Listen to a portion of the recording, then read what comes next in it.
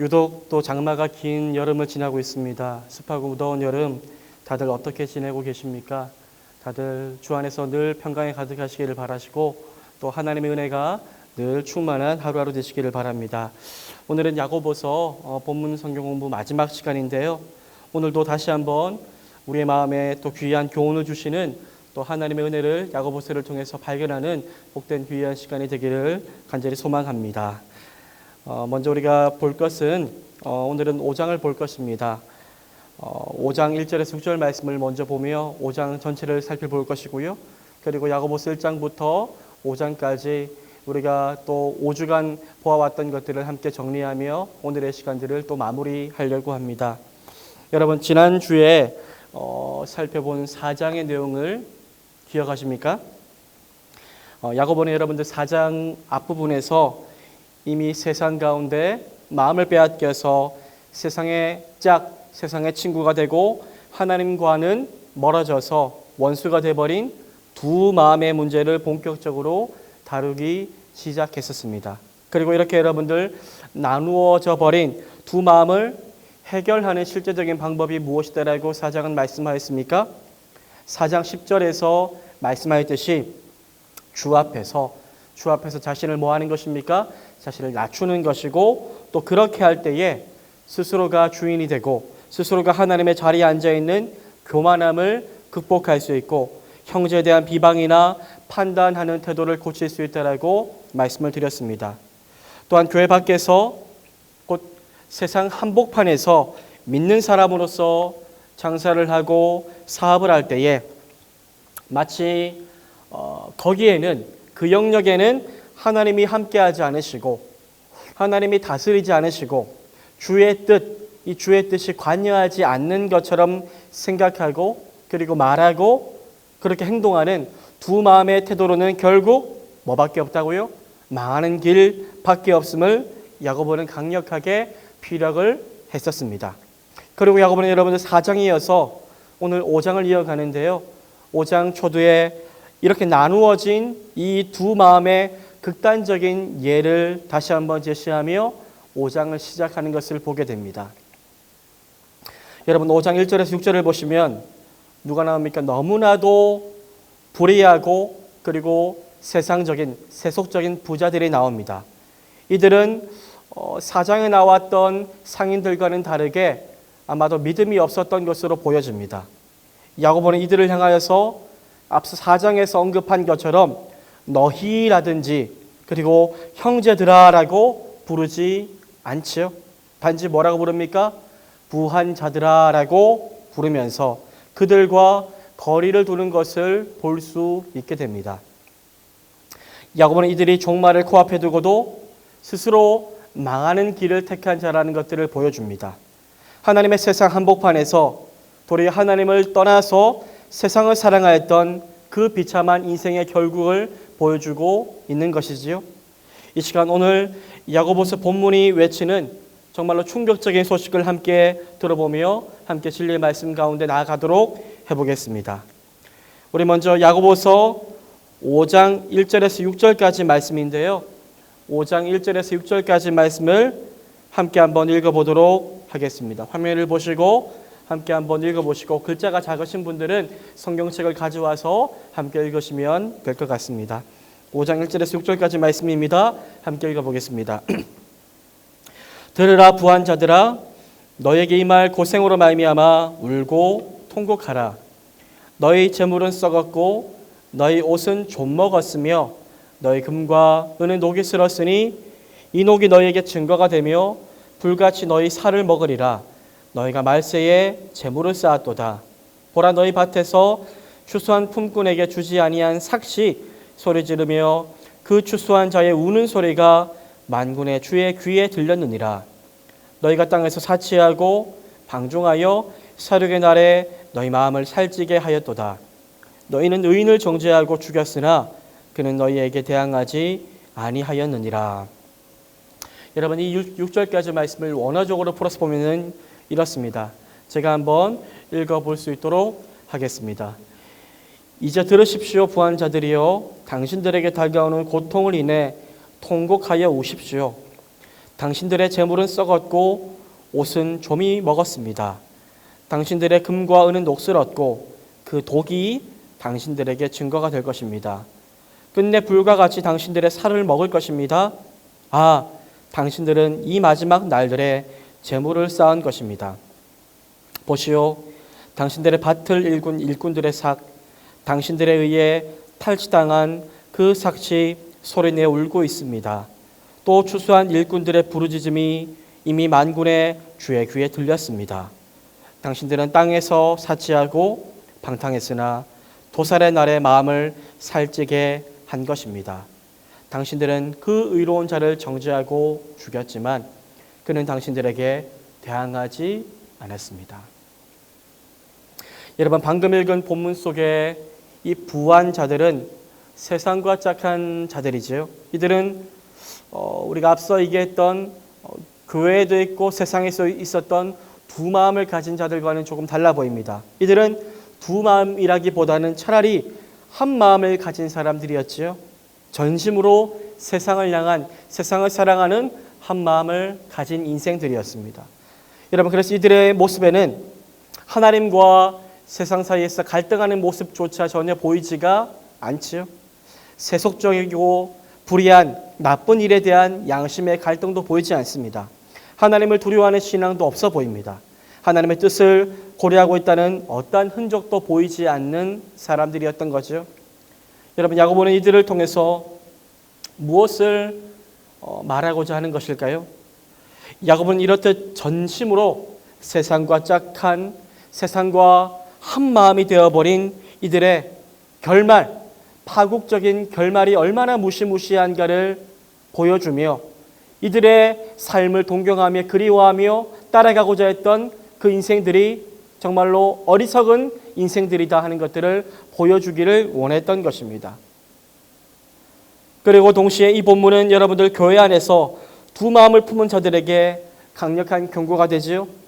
세상에 잔뜩 마음을 빼앗긴 교회 성도가 믿음이 있음에도 불구하고 그들의 부를 동경하며 우러러보는 그런 세속적인 부의 결국을 명확히 보고 그들이 깨닫고 그들이 돌아오기를 바라는 마음을 가지고 야고보는 이 이야기를 하고 있는 것입니다.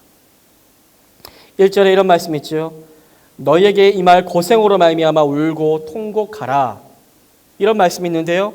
사실 여러분들 그 부한 자들은 그들에게 다가올 고통을 그 당시에는 전혀 알지 못합니다. 즉 인생의 결국에 대한 무지함이 있죠. 그 무지함이 그들의 특징인 것이죠. 그리고 또 세속적인 부, 하나님을 잊은 부한 자들의 특징은 또 무엇입니까? 종말을 모르고요.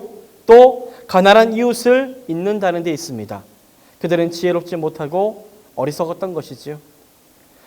여러분, 그들이 종말을 생각하지 않는 이유는 무엇입니까? 그들의 생각과 그들의 마음 가운데 하나님 두기를 싫어했기 때문입니다. 그들은 인생의 즐거움에 빠져 창조주 하나님을 도무지 생각할 겨를이 없어 보입니다. 그래서 그들은 스스로 주인이 되어 교만한 인생에 사로잡히게 된 것입니다. 여러분, 1절에서 통곡하라라는 말이 있지요. 이 통곡하라라는 말은 원문으로 오홀루조라는 말인데 이 단어는 야고보서 4장 16절에서 나온 교만을 표현하는 알레조네이아와 연관이 있는 단어입니다. 즉 연결해보면 어떻습니까? 교만한 자는 결국 뭐 한다고요? 통곡하게 된다는 것을 이야기해 주는 것이죠. 무슨 말입니까? 지금 그들의 사업과 그들의 부를 쌓고 그것을 또 사용하는 일 가운데 하나님을 전혀 고려하지 않는 사람들은 장차 심판의 날에 통곡하게 될 것을 경고하고 있는 것이죠.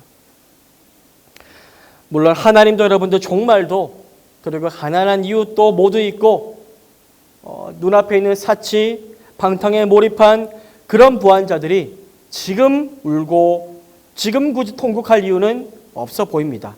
하지만 지금만 그렇지요. 그들은 나중을 알지 못했던 것입니다. 그들은 무엇을 잊고 있습니까?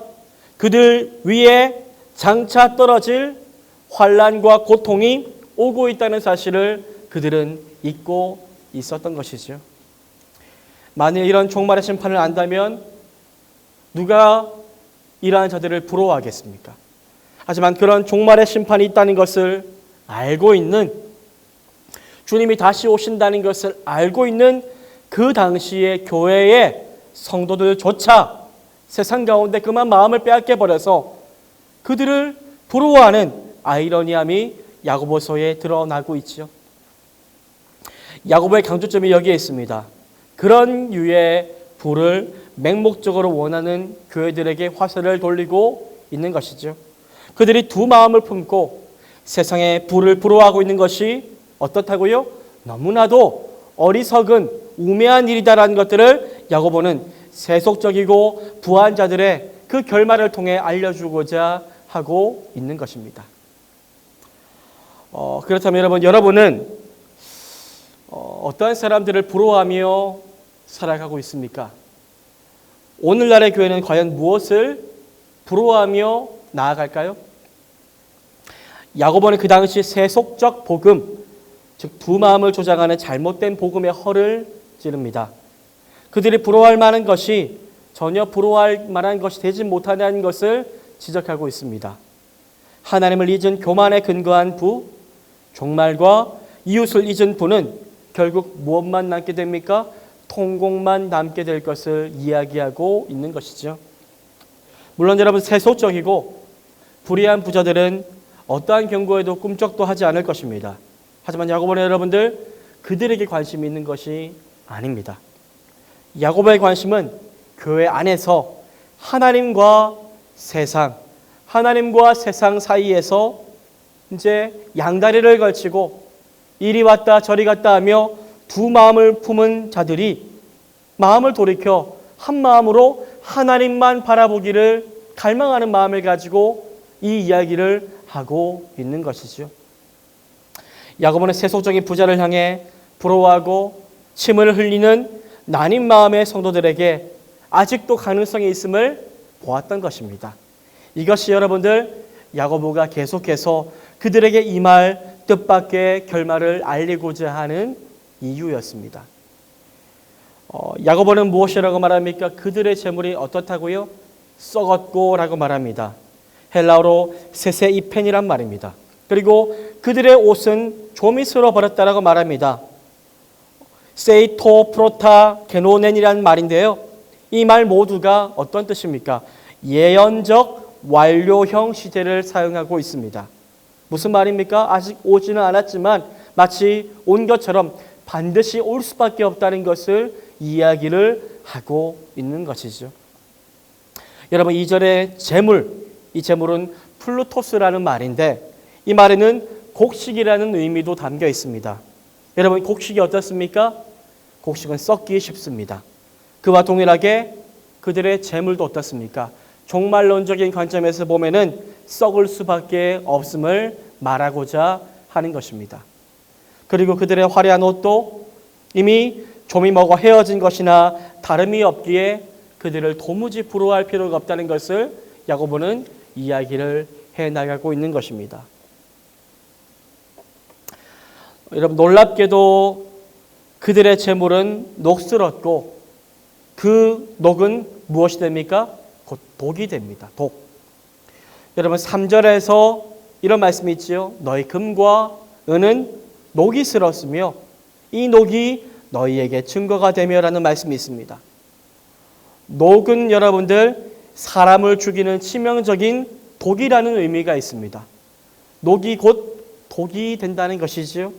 그리고 그 녹, 그 독은 그들이 피할 수 없는 어떠한 증거로 남게 된다는 것을 말하고 있습니다.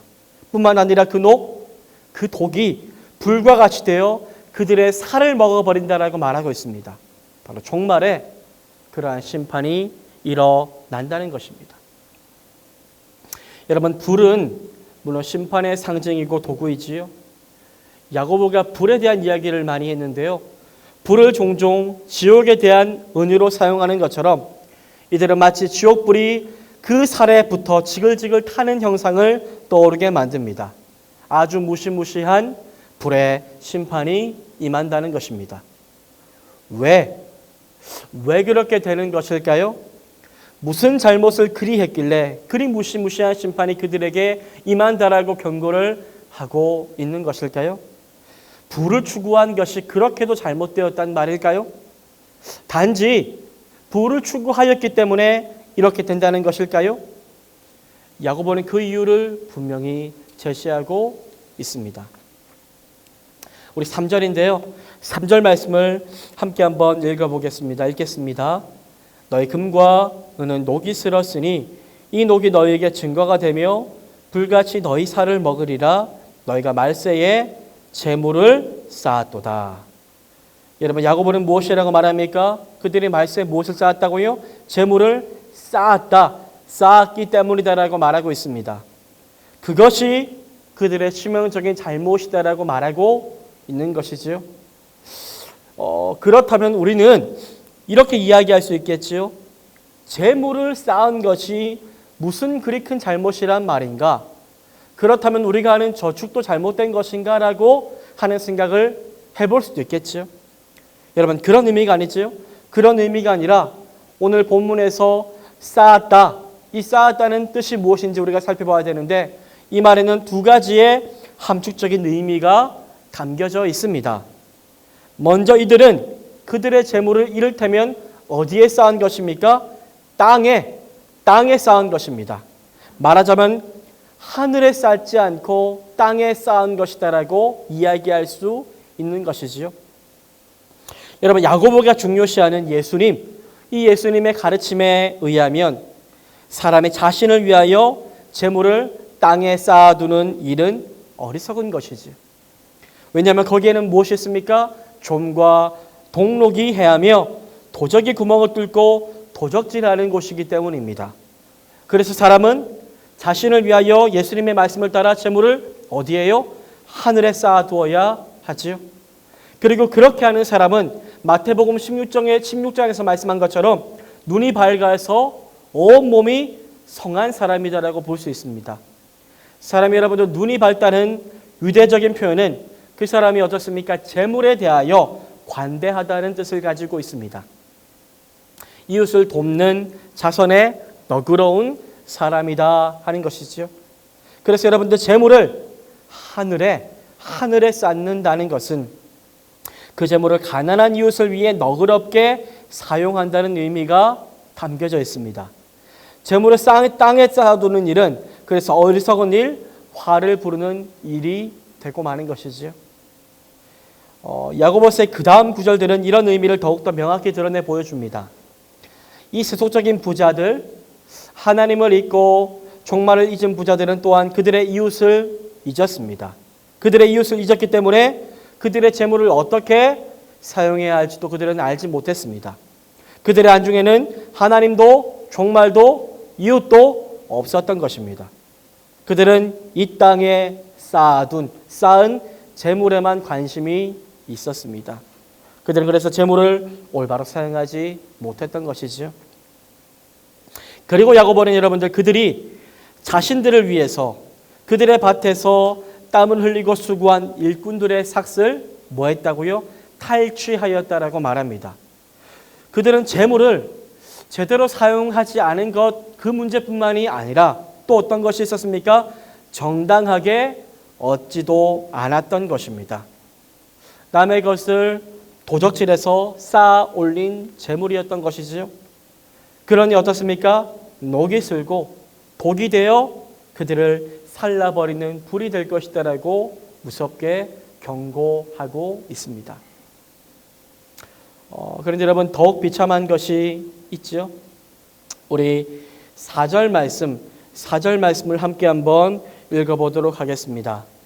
보라, 너희 밭에서 추수한 품꾼에게 주지 아니한 삭시 소리 지르며 그 추수한 자의 우는 소리가 만군의 주의 귀에 들렸느니라. 4절에서 여러분들 추수한 품꾼에게 정당하게 부자들이 삭스를 주지 않았는데요. 이런 억울한 경우가 있었지만 이 억울한 경우에도 오늘 성경 본문은 무엇이라고 말합니까? 그 부르짖은 주체, 이 억울함을 부르짖는 주체가 누구라고요? 그 일꾼들이 아니라 누구라고 하고 있습니까? 삭시 소리 지르며 라고 표현하고 있습니다. 일꾼들이 아니라 그 삭시 소리를 지른다라고 야고보는 표현을 하고 있는 것이죠. 왜 일꾼들이 소리를 지르지 않았을까요? 바로 그들의 입이 틀어막혀 있었기 때문입니다. 부자들의 강포로 인해서 그들은 말할 수 있는 자유가 없었고요. 그들의 포갑으로 인해서 그들의 입이 막혔고, 그리고 그들의 억울함을 대변해 줄 사람도 없었기 때문에 그 빼앗겨진 삭시 소리를 지르고 있는 것입니다. 생각해 보면은 대부분의 땅을 대대로 소유하고 있었던 대지주들에게 거의 모든 부가 집중되어 있던 시기에 그들의 땅에 머물며 노동력을 제공하고 그 대가로 곡식을 얻었던 대다수의 소장농들에게 제대로 된 법적 절차가 있었을 리가 만무합니다. 그들은 모든 면에서 불리했겠죠. 땅을 빌리고 농기구를 빌리고 가뭄이나 다른 이유로 또 소출이 적은 해에는 또 종자와 식량을 빌려야 했을 것입니다. 그래서 빚은 늘어가고 이자로 힘들고 적은 소장료로는 오래 버티지 못했을 것입니다. 그래서 그들은 부자들에 의해서 일방적으로 당할 수밖에 없었고요. 이에 대해서 정당하게 법적으로 호소할 것을 그런 길도 없었다는 것을 보게 됩니다. 오죽하면 여러분들 울부짖는 것이 그들의 삭시였다라고 말하고 있을까요? 하지만 여러분들 그 울부짖음을 들으시는 분이 있다라고 성경은 말하고 있지요. 4절에 무엇이라고 말합니까? 그 추수한 자의 우는 소리가 만군의 주의 귀에 들렸느니라. 그 울부짖음을 들으시는 분이 있었습니다. 누구입니까? 오직 한 분인데요. 하나님. 하나님 밖에는 없다는 것을 야고보는 말하고 있죠. 불의와 폭력으로 빼앗은 재물의 불의함은 곧 온 세상의 재판관의 귀에 들어가고 누구에게도 숨길 수 없이 드러나게 됩니다. 불의한 재물은 공의로우신 하나님께도 그 공의로우신 하나님께서 지으신 세상, 곧 하나님의 의에 기초한 이 세상에서도 결코 설 자리가 없게 될 것을 말씀하고 있는 것입니다. 잠시 감추어져 있다 해도 결국 모든 것이 다 드러난다는 것입니다. 잠시 그들의 뜻대로 되는 것 같아도 결국 불같은 심판을 피할 길이 없다는 것입니다. 결국 하나님의 세상이고 하나님의 뜻대로 될 것이기 때문이죠. 그러나 그들은 여러분들 그들의 악을 멈추지 않습니다. 그들은 가난한 이들, 자신들을 위해서 일한 일꾼들의 마땅한 삭슬, 온갖 불의한 방법을 통해서 탈취하고 그것을 자신들을 위해서 대대로 쌓아놓은 것에서 멈추지 않습니다. 한 걸음 더 악의 길로 또 나아가지요. 또 어떤 길로 나아갑니까? 그들은 땅에서 뭐합니까? 사치하고 방탕하게 사는 일에 재물을 사용하고 있었던 것이죠. 5절은 이렇게 말씀합니다. 5절도 같이 한번 읽어보겠습니다. 너희가 땅에서 사치하고 방종하여 살육의 날에 너희 마음을 살찌게 하였도다. 여러분 여기에 파괴적인 진전이 있는 것입니다. 즉 그들은 재물을 불의한 방법으로 긁어 모았을 뿐 아니라 이것을 무엇을 위해서요? 자신들의 사치 그리고 방탕을 위하여 헛되이 사용하였다는 것입니다. 그 재물은 자신을 위해서 사치와 방탕을 위하여 사용하는 것이 잘못이라고 생각하지 않는 것은 그 재물이 정당한 자신들의 소유라고 생각했기 때문인데 정당하지 못했다라고 성경은 말하고 있는 것이죠. 즉 그들은 그렇게 부당하게 빼앗아 땅에 쌓아놓은 재물들을 하나님의 뜻에 따라 종말의 관점에서 이웃을 위해 공의롭고 자비롭게 사용하지 않습니다. 그들은 모으고 쌓는 데에도 잘못을 저질렀지만 사용하는 데에도 잘못을 저지른 것입니다. 그들은 재물을 모으는 일에서 하나님과 이웃을 잊어버렸을 뿐 아니라 그 재물을 사용하는 일에서도 하나님과 이웃을 잊어버린 것이죠. 그래서 3절에 그들이 재물을 쌓았다라는 의미는 그래서 그들이 재물을 잘못 사용할 때는 표현까지도 된다는 것입니다. 재물을 모으는 과정뿐 아니라 그 재물을 어떻게 사용하는가에 따라서도 하나님의 판단을 받는 것이지요. 그래서 이 세속적인 부자들은 불의하게 재물을 모았을 뿐 아니라 그렇게 모은 재물을 잘못 사용했기 때문에도 심판받게 될 것을 야고보는 이야기합니다. 우리 5절 말씀을 볼 텐데요. 5절 말씀 다시 한번 우리 읽어보도록 하겠습니다. 5절 말씀 아까 읽었지만 다시 한번 읽어보도록 하겠습니다. 너희가 땅에서 사치하고 방종하여 사륙이 날에 너희 마음을 살찌게 하였도다. 여러분 이 대목에서 야고보의 표현은 너무나도 역설적이고 해악적인 것을 보게 됩니다. 불의한 재물, 이 불의한 재물로 자신들을 위해서 사치하고 잔치를 벌이는 그들의 실상은 그들이 보는 것과는 전혀 다르다는 것입니다. 야고보는 말합니다. 그들이 지금 하고 있는 일들, 그 일들은 종말의 관점에서 보면은 사륙의 날, 즉 도살의 날에 자신들을 살찌우게 되는 것이다라고 말하고 있다는 것이죠. 헬라 언어로 여러분들 도살의 날, 엔 헤메라 스파게스라는 말인데 이 날은 어떤 날을 가리키는 것일까요? 여러분 구약에서 도살의 날은 원수들을 도살하는 날입니다. 문제는 여러분들 이 도살의 날에 과연 무엇이 도살되는가 하는 것이죠. 부자들이 잔치를 위해서 날마다 잡는 동물들이 도살된다는 말입니까? 아니면 그들이 탈취하고 짓밟는 가난한 자들이 도살된다는 말입니까? 그것도 아니면 도리어 그 세속적인 부자들이 그렇게 도살당할 것을 말하고 있는 것일까요? 답은 5절 안에 들어있지요.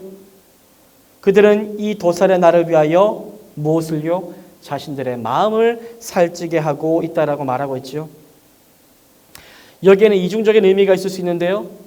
우선 마음을 살찌게 한다는 것은 그들의 마음을 둔하게 만들었다는 뜻을 가지고 있습니다. 마음에 살이 쪘다면 둔해졌다는 것이고 마음이 둔해졌다면 그만큼 다가오는 심판에 대해서 또 하나님의 뜻에 대해서 이웃의 고통에 대해서 더욱 더 둔감하게 되고 그래서 하나님의 경고도 이웃의 아픔도 다가오는 심판의 경고도 돌보지 않고 보이지도 않고 느껴지지도 않게 된다는 것이지요. 마치 한센병 환자가 손가락이 떨어지고 발가락이 떨어져도 아픔을 느끼지 못하는 것처럼 양심의 고통, 이웃의 고통, 세상의 고통이 느껴지지 않을 만큼 그들은 타락한 것입니다. 점점 그들은 그들의 많은 재물 속에서 함께 썩어져 가고 있었던 것입니다. 그리고 또 하나의 의미가 있을 수 있습니다. 구약에서 여러분들 도살의 날에 도살되는 것들은 그 종말의 심판에서 그 심판의 전쟁에서 승리한 자들의 식탁에 오르게 됩니다. 식탁. 에스겔서 39장이 그것을 말하고 있는데요. 이것이 종말에 있을 메시아의 잔치, 곧 하나님의 큰 잔치입니다. 하나님을 대적하던 열방의 왕들과 그리고 군대들이 만군의 하나님의 도살의 날에 심판을 받고 하나님의 이름을 짊어지고 그분의 뜻을 따라 인내하던 하나님의 의로운 백성들이 그 백성들의 원통함이 풀어지는 신원의 날인 것입니다. 즉 야고보의 표현에 따르면 지금 하나님을 잊은 불의하고 세속적인 부자들은 바로 그날 도살되어 메시아와 그분의 백성들의 잔치상에 오르기 위해서 식탁에 오르기 위해서 열심히 자신들의 살을 찌우고 있는 돼지들인 것이죠. 그리고 이러한 완악한 부자들에 대해서 이렇게까지 폭로하고 난 이후에 야고보는 놀랍게도 6절에 이런 말씀이 있죠. 너희는 의인을 정죄하고 죽였으나 그는 너희에게 대항하지 아니하였느니라. 이 말씀으로 이 문단을 마무리 짓습니다. 6절 말씀은 마치 예수님의 모습을 보여주는 듯합니다. 예수님은 모든 것을 하나님께 맡기시고 세상의 악을 악으로 갚지 않으셨습니다. 대항하지 않으셨습니다. 이사야가 표현한 고난받는 어린 양 대신 메시아처럼 주님은 하나님의 뜻에 모든 것을 맡기며 묵묵하게 고난을 받아들이고 인내의 길을 걸어가셨습니다. 야고보는 이러한 예수님을 떠올리게 하는 표현을 통해서 하나님의 백성들이 이 불의하고 무법한 부자들로 인해 야기되는 고통과 억울한 상황 속에서 이 모든 것들을 감당해야 할 이유를 알려주고 있는 것이지요. 곧 예수 그리스도의 길, 예수님께서 먼저 가신 길이 그들의 길이 되어야 한다는 것입니다. 그들은 어떤 이유로도 악한 부자들과 더불어 세상 욕심을 다투는 싸움에 휘말리지 말아야 한다는 것을 이야기하는 것입니다. 모든 겸손함으로 환경 가운데 격동됨이 없이 하나님 앞에서 겸손하고 낮은 마음으로 위로부터 오는 지혜를 따라 이 어두운 세상을 살아내야 한다라고 야고보는 힘주어 말하고 있는 것입니다. 이제 야고보는 여러분들 다시 처음으로 돌아갑니다. 5장 7절에서 11절 말씀 가운데 7절에서 여러분들 야고보는 형제들아 주께서 강림하시기까지 뭐하라고요? 길이 참으라고 하였습니다. 야고보는 1장에서 시험을 당할 때 뭐하라고 했습니까? 인내하라고 했지요. 1장에서 인내를 다루었는데 오늘 마지막 장인 5장 말미에 와서도 다시 성도들로 하여금 뭐하라고요? 인내할 것을 독려하고 있다는 것입니다. 여러분 신앙생활의 80~90%는 어찌 보면 대부분 인내와 관련이 있다라고 이야기할 수도 있을 것이죠. 야고보는 이것을 너무나도 잘 알고 있었습니다. 여러분 신앙생활은 한순간의 믿음의 고백으로 끝나는 것이 아니지요. 우리의 믿음의 고백을 들으시고 의롭다고 칭해 주시는 칭의, 즉 죄인에서 의인으로의 신분의 변화, 그것이 끝이 아닙니다. 물론 율법 아래에 있다가 은혜 아래에 온 사건은 가히 기적적이고 혁명적인 사건이지요. 사망과 죽음의 권세 아래에 있다가 하나님 아들의 나라로 옮겨진 사건은 너무나도 찬란하고 놀라운 사건입니다. 하지만 여러분 신앙생활은 그런 드라마틱한 사건 이후에도 믿을 수 없을 만큼 일상적으로 계속되어지지요. 그리고 현실적으로는 그렇게 처음 그 당시에 놀랍도록 경험한 인격적인 은혜, 그 놀란 경험한 은혜의 상태가 매일매일 나중까지 계속 지속되리라는 보장도 없는 것이 우리의 신앙의 세계입니다. 그래서 여러분들 야고보가 말하는 인내하라라는 말은 받은 구원을 현실화하고 그리고 그 열매를 맺게 하는 일에 있어서 너무나도 중요한 가르침인 것이죠. 야고보는 그래서 인내의 중요성에 대해서 계속해서 강조하고 있었던 것입니다. 조금 전 말씀드렸듯이 신앙생활의 많은 부분은 견디는 일, 인내한 일로 이루어집니다. 구원을 약속받았지만 그 구원에 이르는 길은 대부분 하루하루 순간순간 하나님 의지하고 그 약속 붙들고 인내하고 견뎌내는 그 일상의 시간들로 채워지는 것이죠. 그렇다면 여러분들 신앙에 있어서 인내가 왜 그렇게도 중요한 것일까요? 오늘 말씀의 전후 문맥을 보면 너무나도 흥미롭습니다. 5장 7절에서부터 나오는 농부와 그의 인내 이야기, 그리고 그가 마지막에 거두는 열매에 대한 교훈은 그에 앞서서 보았던 5장 1절에서 6절까지의 말씀 가운데서 강력하게 경고한 불의하고 세속적인 그 땅의 주인들의 삶과 그 열매와 극적으로 대조를 이루고 있기 때문이지요. 거대한 땅을 소유했지만 하나님을 몰랐던 어리석은 부자들에게 인내란 것은 어떻습니까? 필요도 없고 무의미한 것이겠죠. 그들은 인내할 필요가 없습니다. 그들이 농사를 짓는 것도 아니고 비를 기다리는 것도 아닙니다. 소작농들에게 정한 수확물을 받거나 혹은 불리한 조건들을 통해 탈취하면 되었기 때문이지요. 그래서 그들에게는 그 인내의 결과인 무엇도 없습니까? 열매도 없습니다. 그들은 그렇게 받거나 탈취한 수확물로 그저 사치하며 그저 불의함 속에서 썩어갈 뿐이었죠. 하지만 농부들은 인내하고 때를 따라 돕는 은혜를 기다리며 그 시간들이 지나 드디어 열매를 얻게 되죠. 물론 세상에서는 그 수확물들을 더러는 빼앗기기도 하겠지만, 하지만 그럼에도 불구하고 그들은 흔들리지 않습니다. 왜냐하면 그들은 그들 속에 심긴 하나님의 말씀의 생명, 그 썩지 않는 씨앗의 열매를 거둘 줄 믿기 때문입니다. 그리고 주께서 가까이 계시는 줄 그들은 알기 때문입니다. 이 모든 것을 심판하실, 행한 대로 결국 돌려주실 주님이 다시 오실 것을 그들은 알기 때문입니다. 그 당시 성도들에게는 두 가지 선택이 있었습니다. 주님의 재림 속에서, 그 재림 앞에서 불의하고 세속적인 부자들처럼 재물과 더불어 불의 심판 속에서 쓰러질 것을 선택할 것인가, 아니면 땀 흘리며 인내하는 이 7절 이후의 농부들처럼 그들 안에 심긴 하나님의 생명의 말씀을 붙들고 그 열매를 맺는 것을 선택할 것인가.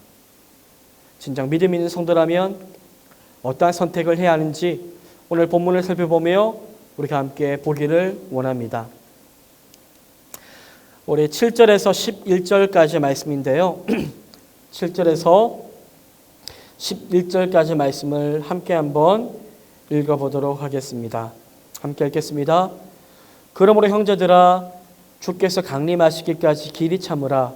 보라, 농부가 땅에서 나는 귀한 열매를 바라고 길이 참아 이른 비와 늦은 비를 기다린다니, 너희도 길이 참고 마음을 굳건하게 하라. 주의 강림이 가까우니라. 형제들아, 서로 원망하지 말라. 그리하여 심판을 면하리라. 보라, 심판주가 문 앞에 서 계시니라. 형제들아, 주의 이름으로 말한 선지자들을 고난과 오래 참음의 본으로 삼으라.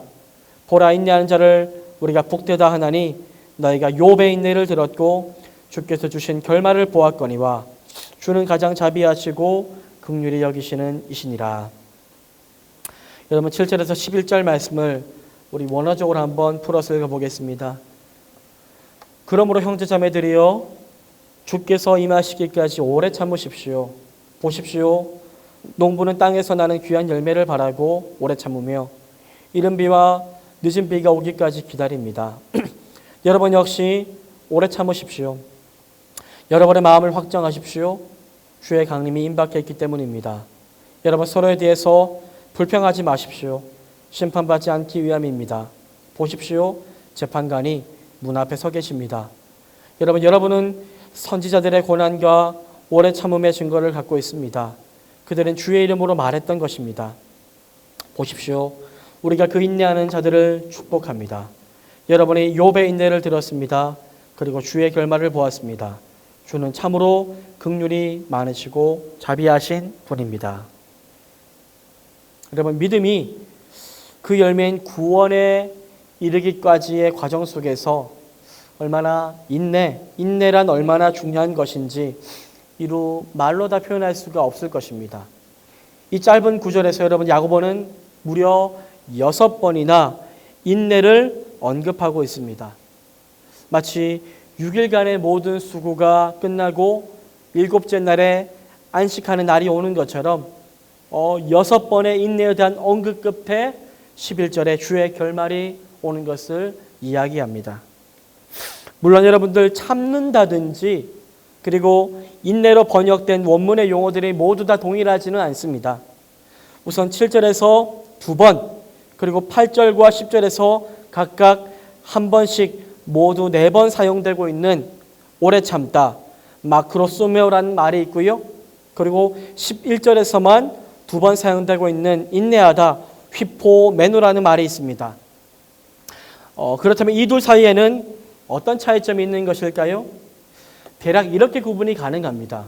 굳이 문자적으로만 보면요, 마크로소메오는 인내의 경과, 곧 그 길이에 있어서 오래 참는 것을 표현하고 있고요. 휘포메노는 어떤 무거운 압박 아래서 그 압박을 견뎌내는 강도를 가리킨다라고 볼 수 있습니다. 그러니까 야고보가 말하는 인내는 무겁게 짓누르는 어떤 압박을 견뎌야 할 뿐 아니라 그 열매가 맺어지기까지 오래도록 끝까지 기다리는 인내의 시간을 포함하는 것이 되지요. 이런 면들을 모두 종합해 보면은 7절과 8절에서 마크로 시메온은 주의 강림이라는 시점까지 참고 기다리는 측면을 강조하는 것처럼 보이고요. 10절에서는 굳이 주의 이름으로 말하기 때문에 당하게 되는 고난에 대해서 적극적으로 견뎌내는 인내처럼 보입니다. 한편 11절에서 쓰인 휘포메노는 욥의 경우에 그가 받았던 극심한 고난과 그 고난의 압박 아래서 몸부림치며 하나님과 변론하며 견뎌내었던 비교적 수동적인 인내를 생각나게 합니다. 하지만 수동적이든 능동적, 적극적이든 혹은 그 길이나 강도에 관한 것이든 야고보는 이 인내의 다양한 모습들을 통해서 여러 가지 인내의 모습들을 이야기하고 있는 것이죠. 여러분, 신앙생활 속에서 요구되는 인내는 그야말로 다양합니다.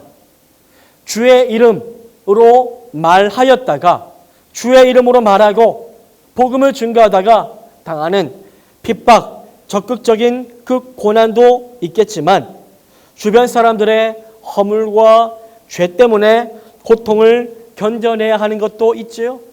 혹은 남이 아닌 자기 자신의 허물과 죄로 인해서 생긴 고난도 견뎌내야 합니다. 선지자들의 경우처럼 이유를 명확히 알 수 있는 고난도 길이 참아야 하지만 욥의 경우와 같이 그 이유를 알 수 없는 고난의 경우도 어쩔 수 없이 인내하고 견뎌야 한다는 것을 이야기하고 있는 것이죠. 때론 멋지고 명분이 분명한 떳떳한 믿음의 고난도 있지만 때론 초라하고 부끄럽지만 주의 온전케 하심을 기다리며 그 시간을 지나며 견뎌내야 하는 고난도 있다는 것입니다. 그래서 시험도 여러 가지인 것처럼 인내 역시 여러 가지라는 말이지요. 야고보는 말합니다. 어떤 경우라도 인내해야 한다라고 말하고 있다는 것이죠. 그렇다고 해서 야고보는 인내가 쉬운 것이다라고 말하지는 않습니다. 야고보는 실제로 인내하고 오래 참는 일이 결단코 쉽지도 않고 즐거운 것도 아님을 알고 있었습니다. 하지만 성도의 인내가 그저 막연한 인내가 아니라는 것, 그저 아무런 쓸모없는 것이 아니라는 것에 대해서 야고보는 밭에 씨를 뿌린 농부의 경우를 들어서 설명을 해나갑니다.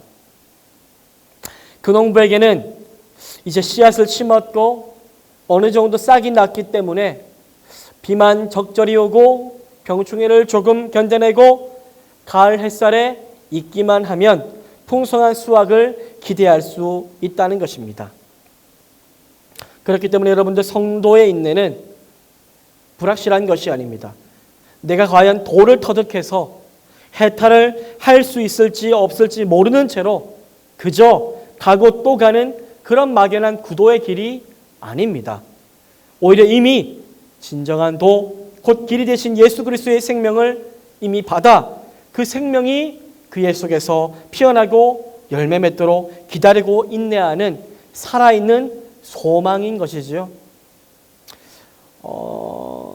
그 소망이 가운데 또 힘을 주시고 도우시는 하나님의 은혜가 있는데요.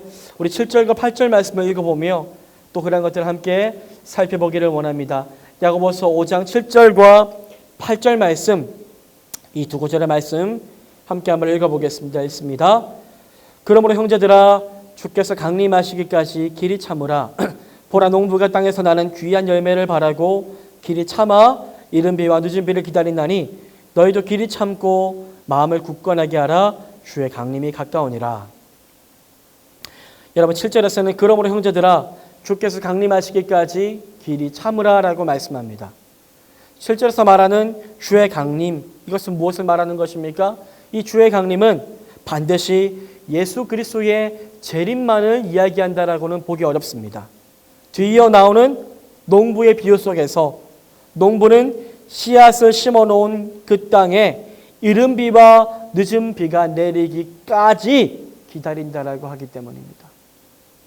여러분, 이른 비와 늦은 비, 이른 비와 늦은 비는 지중해 극동 지역에서만 나타나는 현상으로 알려져 있는데, 농작의 필수적인 이른 비는 11월 전후에 내리고 늦은 비는 추수 전 3월과 4월경에 내리게 됩니다. 즉 7절의 표현대로 하면은 농부가 최종적인 열매만을 기다린다라고 하기보다는 그 열매를 기대하면서 실제로는 무엇을 기다린다는 것입니까?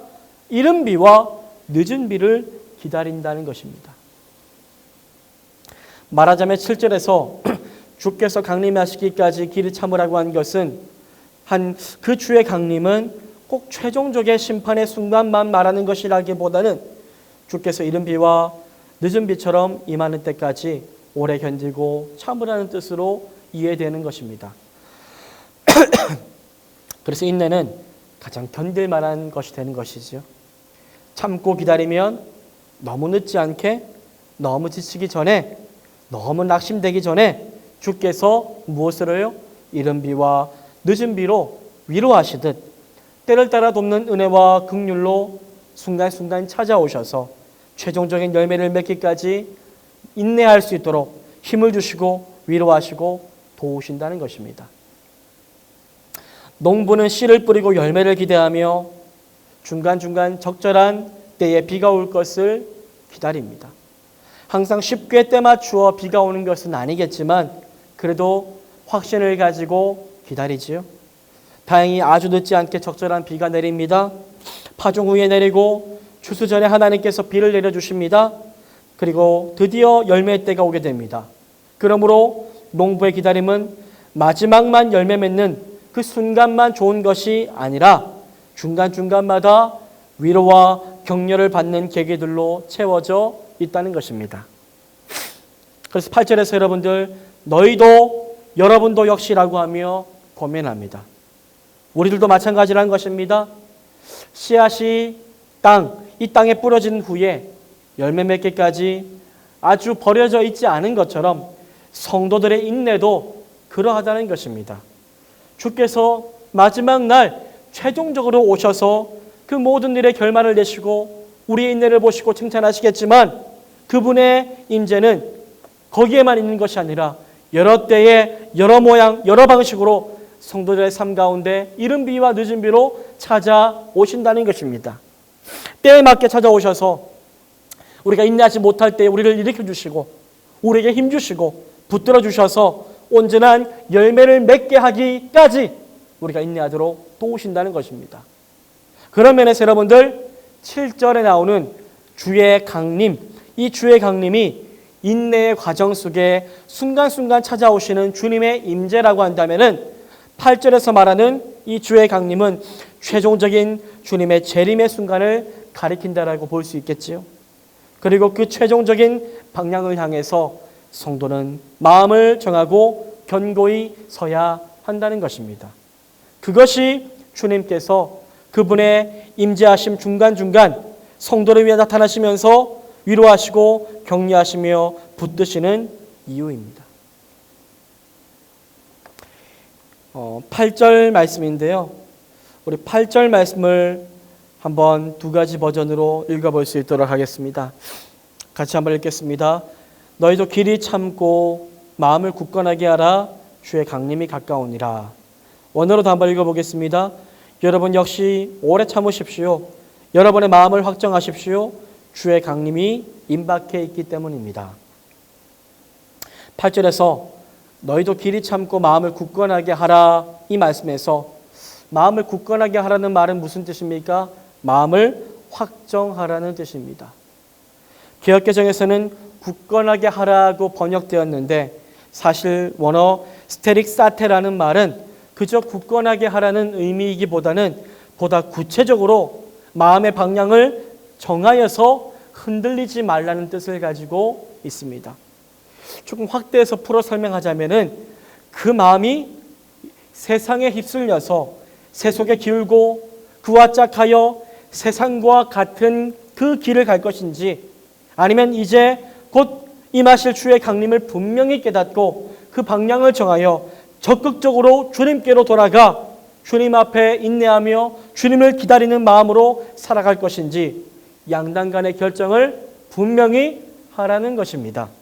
조금 더 나뉜 마음이나 두 마음으로 하지 말고 주님께서 중간중간 임재하셔서 그 은혜로 성도를 격려하시는 것에 감사하며 최종적인 온전한 열매를 주시는 주의 강림의 때를 향하여 마음을 확정하고 흔들리지 말고 그 방향으로만 나아가라는 의미인 것입니다. 오직 그렇게 할 때에만 어떤 일이 일어납니까? 우리가 4장에서 보았던 것처럼 싸우기를 즐겨하는 정욕에서 나오는 싸움을 그칠 수 있게 됩니다. 오직 그렇게 할 때에만 형제를 외모로 판단하고 재판하며 서로 불평하는 다툼을 그칠 수 있게 됩니다. 왜냐하면 더 이상 두 마음, 나뉜 마음, 세상을 부러워하는 마음이 아니기 때문이죠. 마음이 누구에게로요? 주께로, 하나님께로 확정되었기 때문입니다. 그 인생은 유일한 입법자와 재판관이 되신 주님께서 마치 문 앞에 서 계시듯 그분의 강림이 임박해 있음을 알기 때문입니다. 여러분, 세상과 짝하는 마음을 버리고 주님 앞에 자신을 낮춘 사람은 마치 자신이 재판관인 양 형제들을 마음대로 심판하고 비방할 수 없습니다. 그 역시 곧 임박한 심판대 앞에 서야 함을 알고 있기 때문이죠. 그래서 원망하고 판단하고 시기하는 말을 사용하지 않고요, 주님이 뜻하신 바대로 말을 바로 사용할 수 있는 사람, 그 혀를 통제하는 사람이 됩니다. 세상을 부러워하는 말, 그로 인해 외모로 형제들을 낮추고 비방하는 말, 부자들에게 아첨하는 말, 서로 비방하고 고소하고 싸우는 그런 말들을 버릴 수 있게 되죠. 여러분, 어쩌면 이것이 10절에서 야고보가 고난을 참아낸 선지자들을 소개할 때에 굳이 주의 이름으로 말했던 자들이라고 한 이유인지 모르겠습니다. 우리 10절 말씀인데요. 우리 10절 말씀을 먼저 우리 개역개정으로 한번 위의 것들 한번 보고 읽어볼 수 있도록 하겠습니다. 읽겠습니다. 형제들아, 주의 이름으로 말한 선지자들을 고난과 오래 참음의 본으로 삼으라. 원어는 이렇습니다. 제가 읽겠습니다. 여러분은 선지자들의 고난과 오래 참음의 증거를 갖고 있습니다. 그들은 주의 이름으로 말했던 것입니다. 10절 말씀을 보시면 이들은 세상에 빼앗긴 마음으로 형제를 비방했던 그러한 말이 아니라 어떤 말로요? 주의 이름으로 말했던 자들인 것이지요. 그리고 야고보는 10절에서 고난을 참아낸 선지자들을 모델로 소개하죠. 주의 이름으로 말한 선지자들을 예로 삼으며 인내를 격려합니다. 그리고 그 이후에 그 모델로 누가 등장합니까?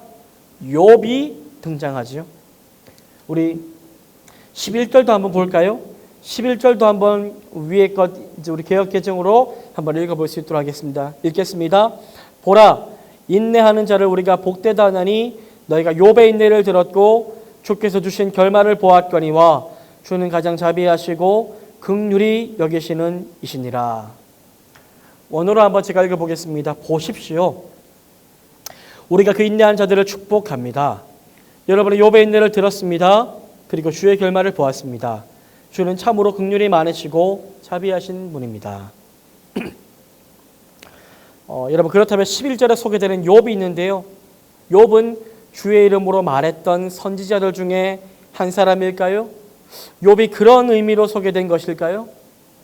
여러분, 10절과 11절의 문맥을 살펴보면요, 욥이 소개되는 이유는 한 가지인데요, 인내 때문입니다.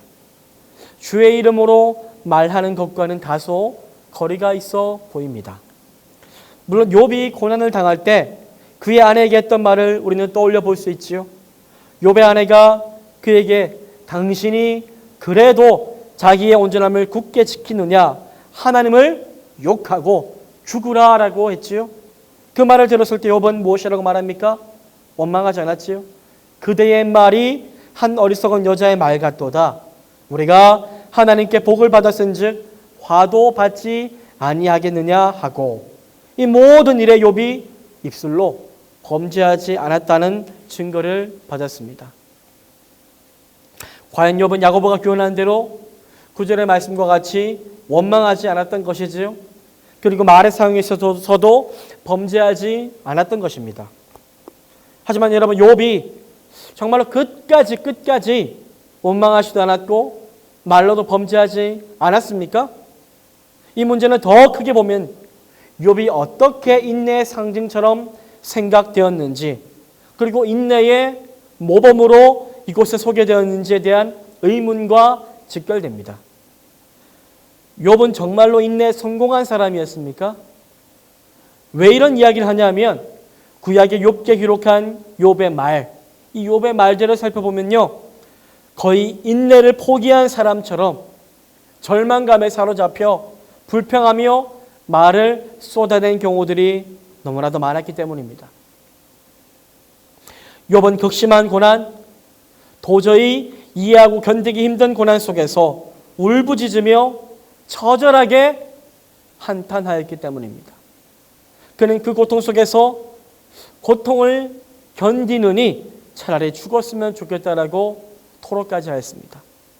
하나님께 정말로 자신을 좀 놓아달라고 애원하였기 때문입니다. 욥의 절제라고 눈물겨운 탄원을 한번 들어보기를 원합니다. 욥기 7장 13절에서 16절 말씀인데요, 공동 번역으로 제가 한번 읽어보도록 하겠습니다. 그는 이런 말을 했습니다.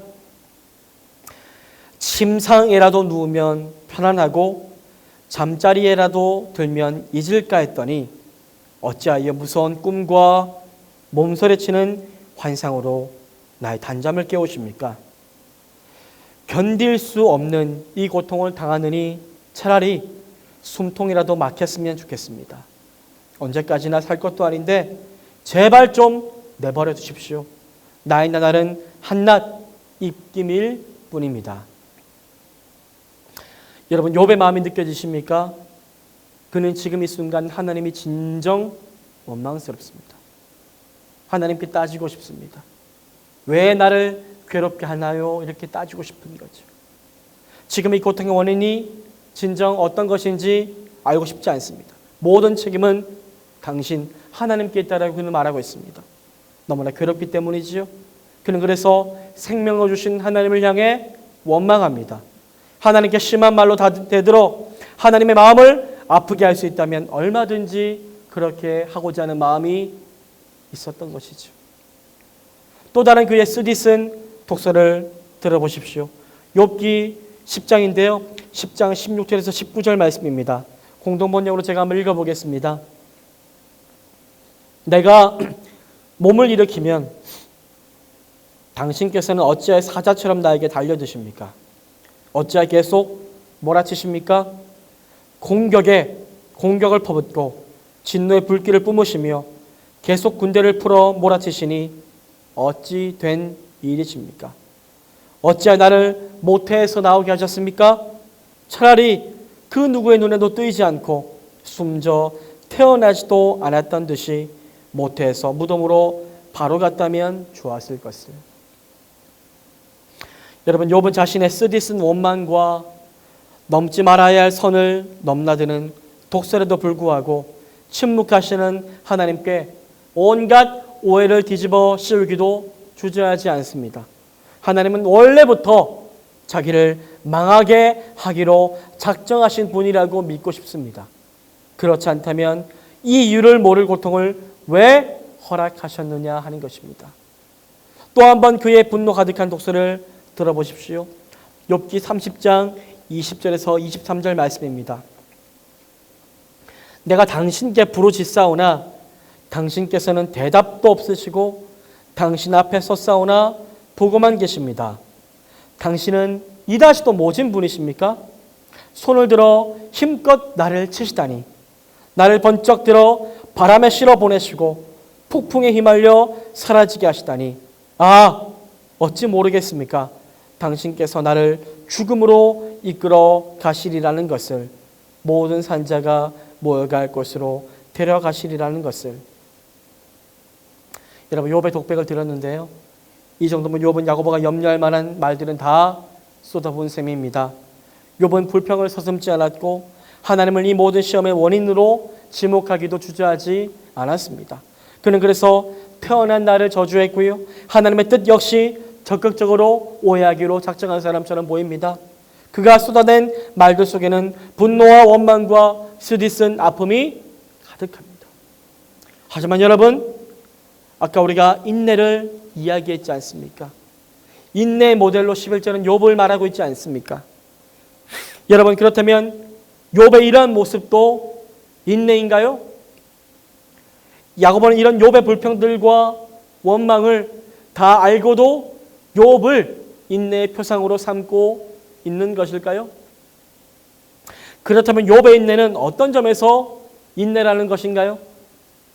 여러분, 야고보가 욥기에 기록된 욥의 불평과 원망과 독서를 알지 못했을까요? 아니, 더 실제적으로 말해서 야고보가 이해한 인내란 정말로 그렇게 완벽하고 모범적인 것을 말하는 것일까요? 그렇지 않은 것 같습니다. 그런 완벽한 것, 완전한 것이 인내라면 여기에 인내를 온전히 감당할 사람은 세상 어디에도 없을 것입니다. 야고보는 욥이 완벽하게 온전하게 인내를 퍼펙트하게 이룬 사람이기 때문에 인내의 표상으로 그를 내세운 것이 아닙니다. 욥 역시 인간인지라 혹독한 시련 앞에 원망하고 분노하고 좌절하고 절망하고 그리하여 독서를 내뱉을 수밖에 없는 인물임을 그는 알고 있습니다. 그런 흔적이 본문에 들어있음을 보게 됩니다. 야고보가 욥의 인내를 언급한 후 기록한 11절의 마지막 부분입니다. 이런 말씀이 있죠. 주께서 주신 결말을 보았거니와 주는 가장 자비하시고 긍휼히 여기시는 이시니라. 원어로 보면 이렇습니다. 그리고 주의 결말을 보았습니다. 주는 참으로 긍휼이 많으시고 자비하신 분입니다. 여러분, 여기에서 주의 결말은 무엇입니까? 아니, 그보다 왜 욥의 인내를 더 칭찬하지 않고 왜 굳이 주의 많으신 긍휼과 자비를 언급하고 있는 것일까요? 욥의 인내가 그렇게 온전하고 모범적이었다면 그 결말은 필시 어떤 것으로요? 욥의 인내의 결말이라고 하여야 했을 것입니다. 그리고 그 욥의 성공적인 결말의 이유는 욥 자신이 많은 인내와 결코 흔들리지 않았던 마음이어만 했습니다. 하지만 야고보가 기록한 본문은 다른 방향을 향해 나아가는 거 있다는 것을 발견하게 됩니다. 주의 결말은 문맥상 주님 자신의 결말, 즉 재림을 가리키는 것이라기보다 주께서 욥에게 주신 결말로 보는 것이 자연스럽습니다. 문제는 그 결말이 욥 자신의 인내에 대한 결말이면 좋겠는데 야고보는 욥의 결말이 아니라 주의 결말, 즉 주께서 주신 결말로 표현하였다는 점이지요. 여러분, 왜 야고보는 욥의 결말이라고 말하지 않고 주께서 주신 결말이라고 했을까요? 더구나 야고보는 이를 부연 설명하면서 갑자기 주님은 어떻다고요? 긍휼이 많으시고 자비하시다는 사실을 왜 굳이 덧붙이고 있는 것일까요? 무슨 의도입니까? 이 모든 것이 욥이 가지고 온 것이 아니라는 것입니다. 즉 욥의 인내에 대해서 주님께서 은혜로 주신 결말이라는 것입니다. 비록 욥이 인내 과정 속에서 완벽하게 인내하지 못했지만 때론 원망하고 하나님께 한탄하였을지라도 긍휼과 자비의 하나님은 욥의 인내를 형편없다고 하지 않으시고 그러한 원망 섞인 인내일지라도 그저 온전한 인내로 받아주셨다는 것입니다. 그 말은 불평과 원망과 오해와 독설이 가득했던 그러한 욥의 인내도 인내였다는 말이죠.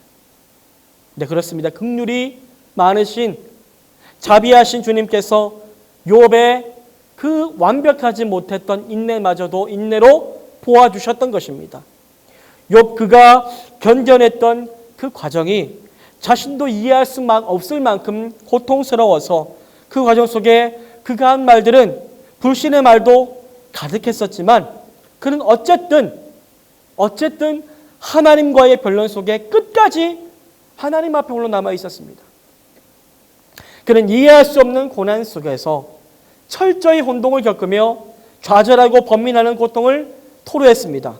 하지만 그는 누구 앞에서 원망하였습니까? 그 고통 속에서도 그는 하나님 앞에 나아가 토로하였습니다. 분명 욥은 이해되지 않는 고통 속에서 신음하면서도 끝까지 하나님 앞에 나아가 하나님과 상대하였던 것입니다. 하나님과 씨름했지만 원망하고 실망하여 비난에 준하는 발언들도 서슴지 않았지만 그러면서 그는 끝까지 하나님을 버리지 않습니다. 끝까지 하나님과의 씨름 속에 악착같이 남아 있었던 것입니다. 여러분, 인내란 그런 것입니다. 지금까지 여러분은 믿음 가지고 살아가면서 완벽하게 인내하며 살아오셨습니까? 아니지 않습니까? 때론 믿음으로 인내하며 믿음으로 세상과 싸워 나아갈 때도 있었지만 때론 믿음이 흔들리고 인내하지 못해 불신하고 원망할 때도 있었지 않습니까?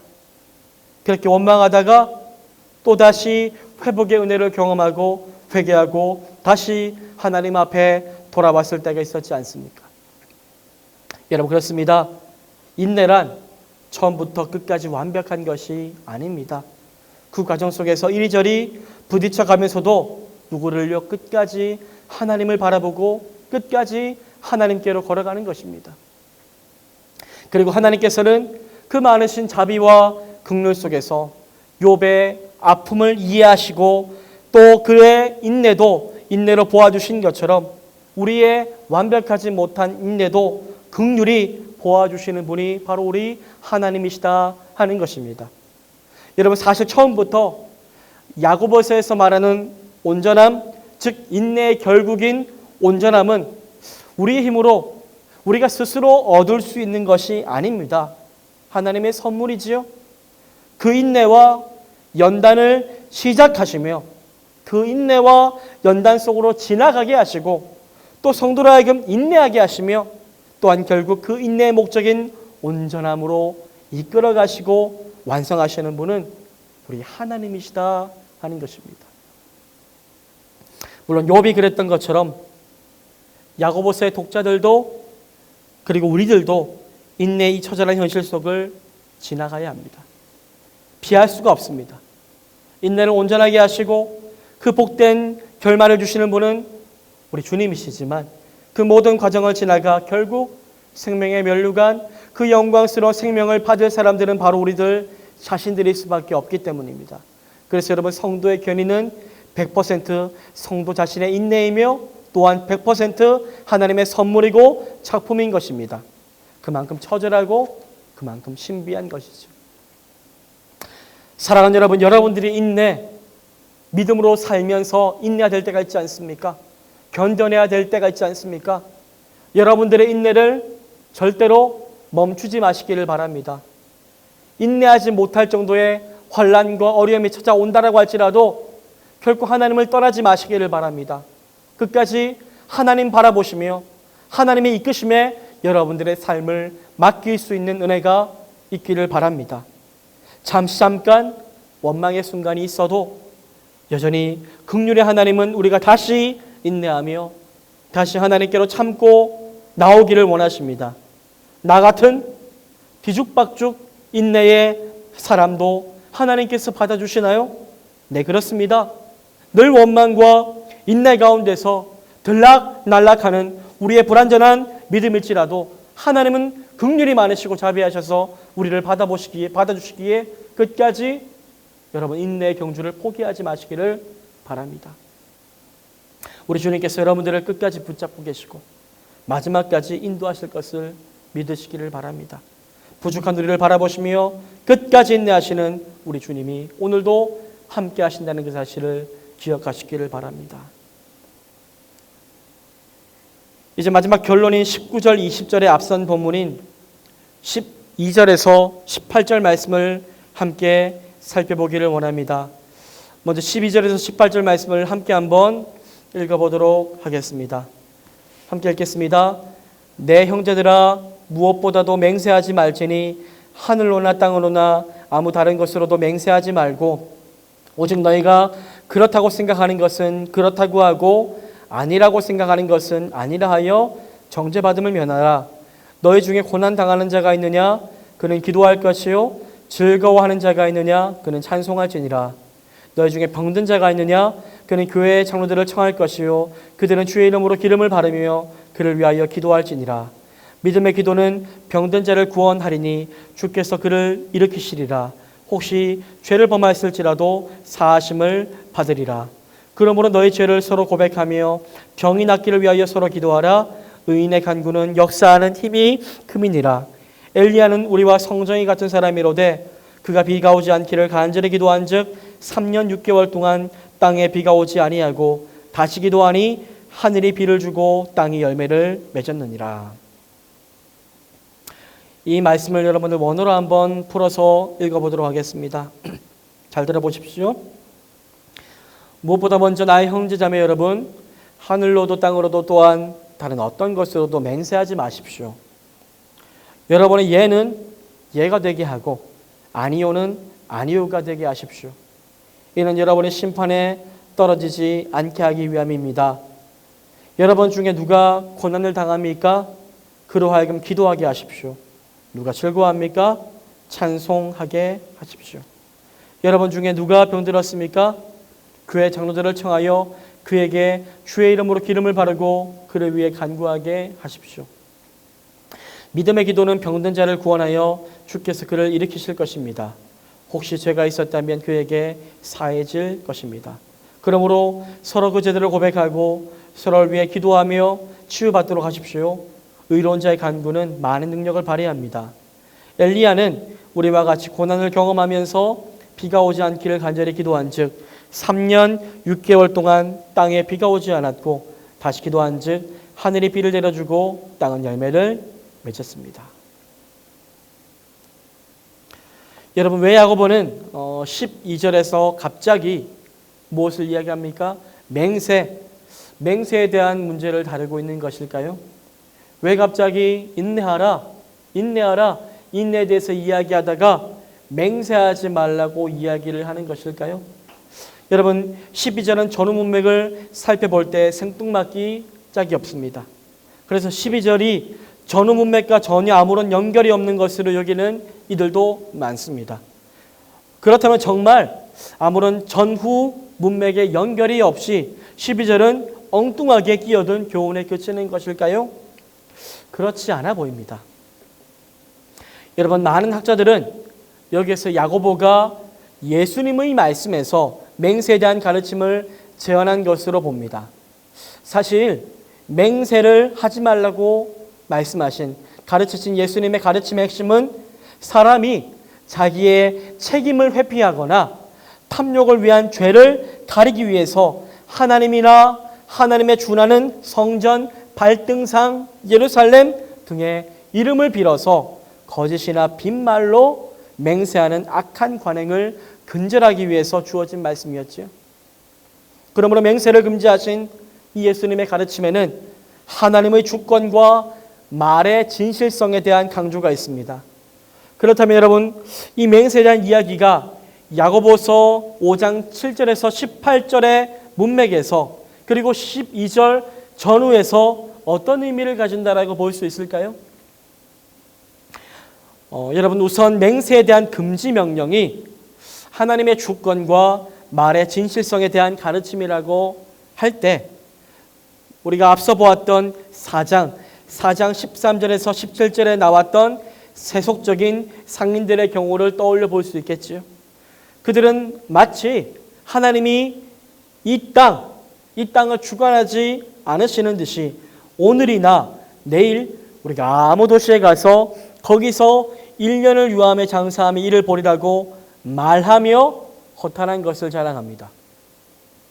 그러나 야고보는 그들이 도리어 주의 뜻이면이라고 말함으로써 그들의 말로 하나님의 주권을 실제로는 부인하며 남용하지 말라고 경고하고 있는 것이죠.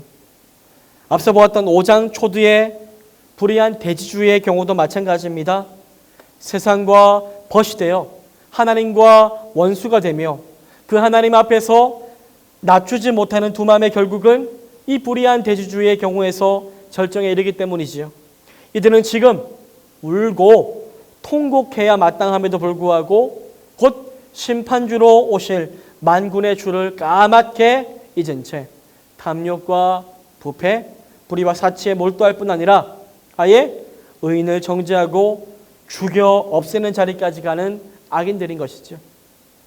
이것이 하나님 앞에서 낮추지 못한 심령, 즉 온유함을 가지고 행함에 실패한 심령, 인내에 실패한 심령, 곧 두 마음의 결국인 것입니다. 여러분, 두 마음의 결국 무엇입니까? 결국 그것은 예할 때 예하지 못하고 아니요해야 할 때 아니요하지 못하는 마음이 아니겠습니까? 예하고도 예라고 말한 대로 살지 않고 아니요하고도 아니요한 대로 살지 못하는 마음 아니겠습니까? 그렇게 거짓된 말과 빈말로 자신의 불의한 욕심을 채우는 마음 아닙니까? 단지 하나님의 이름을 빌어 헛된 맹세를 하고 헛된 자랑을 일삼는 심령 아니겠습니까? 곧 세상과 하나님 사이에서 결단하지 못하고 마음과 생각이 나뉜 채 두 마음이 되어 모든 일에 정함이 없는 자인 것입니다. 12절에 여러분 맹세에 관한 교훈은 어떻습니까? 그래서 어쩌라고요? 이런 뜻입니다. 맹세하지 말라. 이 말은 헛된 말을 하지 말고 한 마음을 가지고 그러므로 하나님만 바라보기로 뭐 하라고요? 결단하라는 뜻입니다.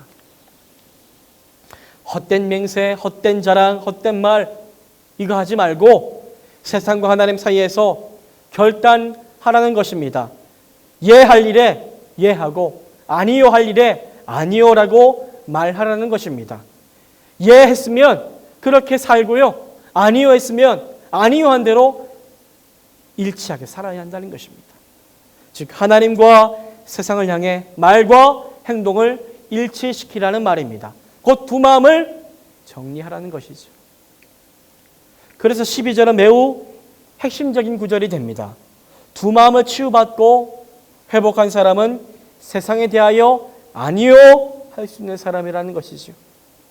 그리고 아니요 한 대로 그대로 살아가는 사람이라는 것입니다. 하나님께 대하여 예하고 예한 대로 사는 인생인 것이죠. 바로 그 사람이 인내에 성공하여 결국 열매를 맺는 사람이다 하는 것을 야고보는 이야기하고 있는 것입니다. 12절에서 여러분 맹세에 대하여 이렇게 확고하고 진실성 있는 말을 사용하라는 것은 7절에서 18절 전체 구조 속에서 보면은 먼저 9절에 나오는 서로 원망하고 비방하는 말, 이런 말을 하는 부정적인 말의 사용을 그 근본적인 뿌리에서부터 차단하는 계기로 작용합니다. 야고보서에서 형제를 비방하는 것은 무엇을 말하는 것입니까? 곧 그의 백성들을 선택하신 하나님의 결정이나 하나님의 입법자와 재판관으로서의 권위를 침해하는 행위와 방불합니다. 그것은 교만에서 나오는 것이고요. 반면에 맹세하지 않는 태도는 하나님의 주권을 인정하며 그분 앞에서 자신을 낮춘 결과인 것이죠. 또한 맹세하지 말고 말을 바로 사용하는 태도는 결국 말의 긍정적인 사용, 곧 서로에게 죄를 고백하며 서로를 위한 기도로 나아갈 것을 마련해 줍니다. 바로 이것이 온전한 말의 회복에 영향적인 것이죠. 따라서 9절에 서로를 비방하는 자리에서 16절에 서로에게 자신의 죄를 고백하는 자리에까지 나아가려면 야고보의 관점에서 볼 때 무엇보다 맹세, 곧 말에 대한 문제를 풀어야 하는 셈입니다. 이것이 야고보가 제시하는 답이죠. 여러분 16절에서 18절을 통해 마지막으로 기도에 대해서 한두 가지 설명할 말이 야고보는 남아있는 것 같습니다. 여러분 5장 16절에서 의인의 간구는 역사하는 힘이 큼이니라 라고 하는데요. 이때 그 능력이 발휘하는 이유는 정확히 무엇일까요? 하나님께서 기도를 들으실 때 의인, 죄인의 기도에 비해서 의로운 자의 간구를 더 잘 들어주신다는 말은 다소 공로주의적으로 비춰지기도 합니다. 그리고 17절에서 소개되는 엘리야가 나오죠. 이 엘리야는 의인으로서 그가 한 기도는 그가 의인이었기 때문에 더 잘 응답되었다는 인상을 보여주기도 합니다. 그런데 여러분 정말로 그런 것일까요? 의인은 어떤 의미에서 의로운 자인 것일까요? 또한 역사하는 힘이 큰 기도는 어떤 기도일까요? 여기서 우리가 눈여겨보아야 할 것이 한 가지 있습니다. 15절에 믿음의 기도라는 표현이죠. 믿음의 기도. 15절은 우선 의인의 기도라고 말하지 않고요. 믿음의 기도라고 말합니다.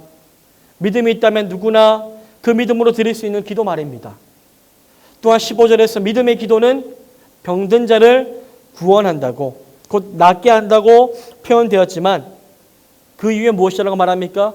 주께서 그를 일으키시리라 라는 말씀을 통해 결국 누가요? 주님께서 그를 일으키신다 하는 점이 강조되어 있는 것을 보게 됩니다. 그가 한 것은 믿음의 기도였지만 실제로 그 병자를 낫게 한 것은 그 믿음 자체가 아니라 결국 누구입니까? 주님이시다 하는 것이지요. 이런 표현은 믿음 자체의 능력보다 그 믿음을 통하여 실제로 병을 고치신 주님의 능력을 더 강조하고 있는 말인 것이죠. 그렇다면 의로운 자, 의인의 간구가 많은 능력을 발휘한다는 것도 이와 같은 맥락이 아닐까요? 야고보에게서 의인은 우선 사람의 것이 아니라 하나님의 것이고 하나님께서 주시는 선물이며 이 땅에서 인간의 힘으로 스스로 맺을 수 없는 무엇입니다.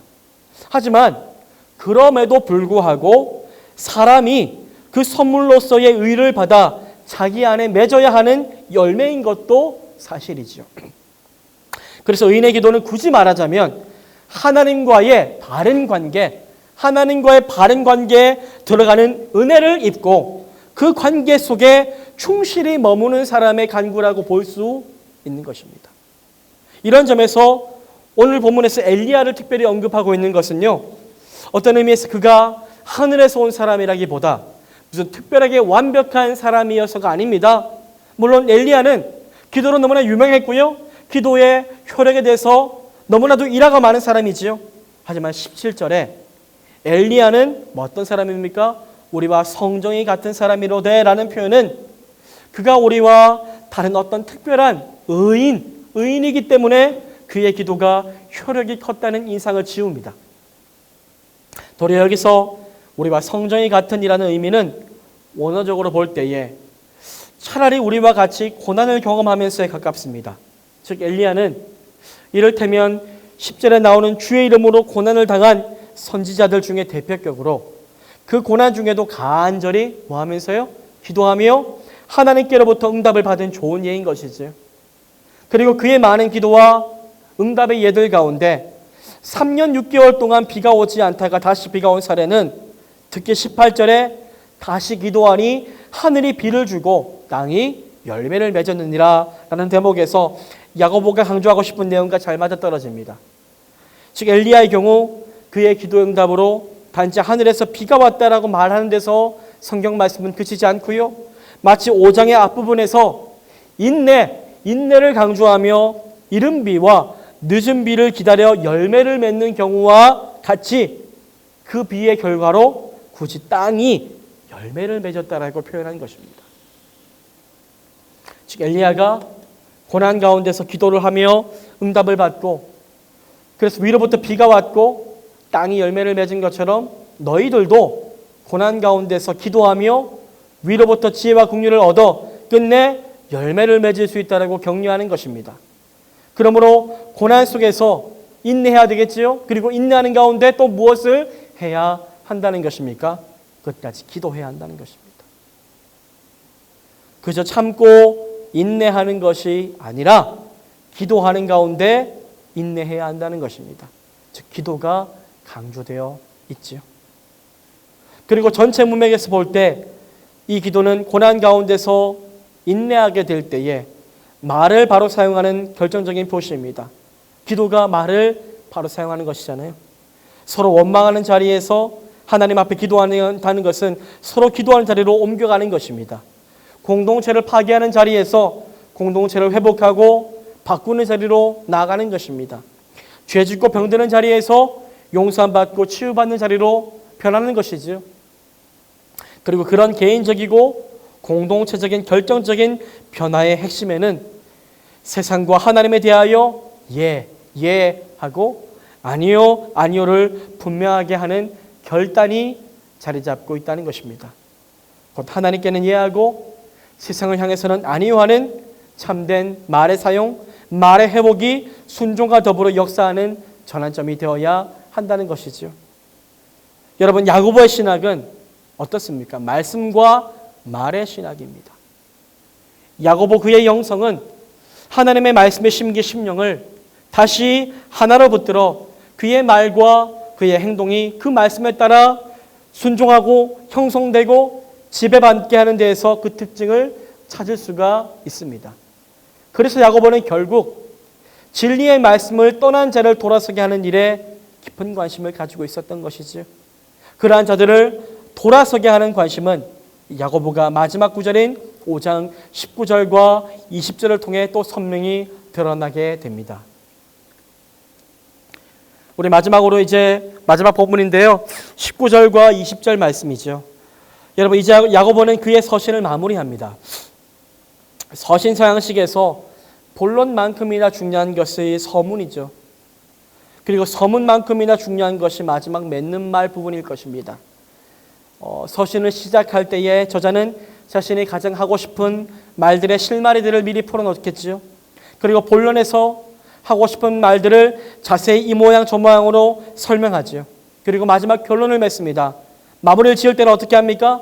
그동안 했었던 이야기들 가운데 가장 핵심적인 내용을 반복하는 것이 상례일 것입니다. 여러분, 지금 19절에서 20절 본문에서 야고보가 그러합니다. 함께 19절과 20절을 읽어보도록 하겠습니다. 우리 한번 19절과 20절 말씀 읽겠습니다. 내 형제들아, 너희 중에 미혹되어 진리를 떠난 자를 주가 돌아서게 하면 너희가 알 것은 죄인을 미혹된 길에서 돌아서게 하는 자가 그의 영혼을 사망에서 구원할 것이며 허다한 죄를 덮을 것임이라. 원어적으로 한번 풀어보겠습니다. 이렇습니다. 나의 형제자매 여러분, 만약 여러분 가운데 어떤 이가 진리에서 벗어나 헤맨다면 누구든 그를 돌이키십시오. 그로 하여금 죄인을 그의 미혹된 길에서 돌아서게 하는 자는 그의 영혼을 사망에서 구원하고 허다한 죄를 덮은 것임을 알게 하십시오. 여러분, 마지막 결론 부분입니다. 무엇이 진정 야고보가 하고 싶었던 이야기일까요?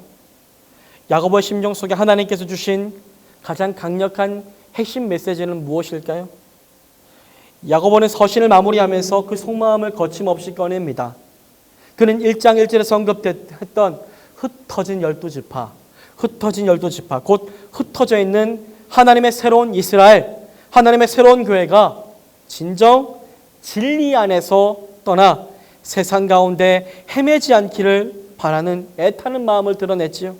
그래서 그런 이들을, 두 마음을 가진 이들을 안타깝게 바라보며 하나님의 교회 참된 경건을 가진 성도가 그들을 향해 나아가 그들로 하여금 돌아서게 하여야 한다고 말하고 있는 것입니다. 즉, 두 마음이 된 그들을 돌아서게 하는 것이 야고보가 이 서신을 썼던 가장 가슴 뜨거운 목적이었던 것입니다.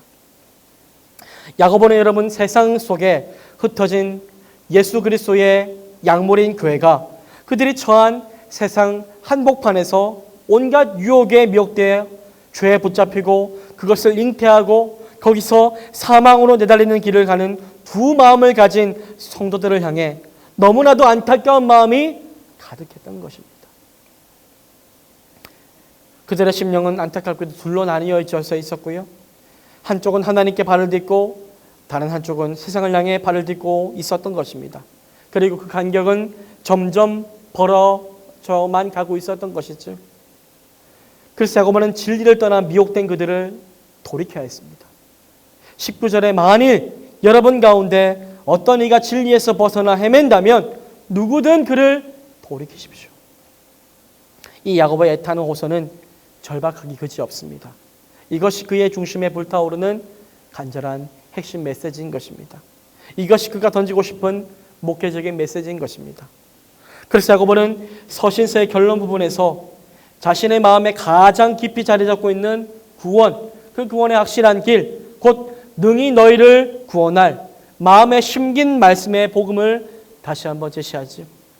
그들은 하나님께서 그들을 다름 아닌 진리의 말씀으로 나왔다는 사실을 잊은 것입니다.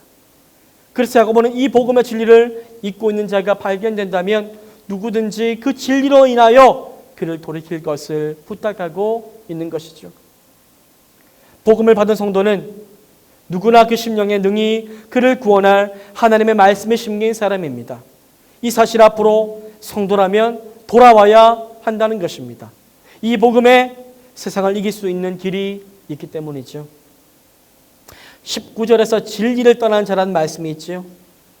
여러분, 야고보에서 이게 있어서 진리란 무엇입니까? 하나님의 말씀이죠. 하나님의 말씀은 어디에 있다고 했습니까? 성도의 심령 안에 심겨 있다라고 말했습니다.